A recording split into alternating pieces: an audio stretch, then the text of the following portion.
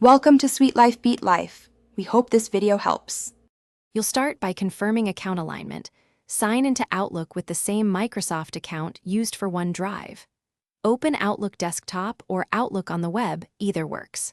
Once signed in, make sure OneDrive is running and synced on your device so files are available.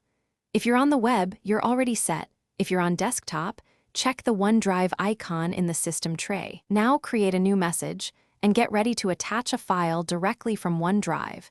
This is where the integration. Once your draft is open, click Attach, then choose Browse Cloud Locations or OneDrive. You'll see your OneDrive folders. Navigate to the file or folder you want and select it. Outlook then asks if you want to send a link or a copy. Choose a link to keep one source of truth or send a copy for standalone attachments. Make sure to set permissions, view, or edit so recipients have the correct access. After confirming, the file is inserted, and you can add recipients and a message. You're ready to send?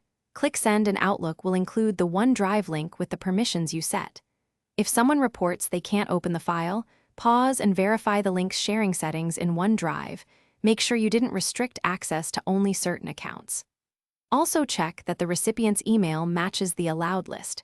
If syncing issues persist, upload the file as a regular attachment or resync OneDrive and resend. That single troubleshooting step resolves most access problems quickly.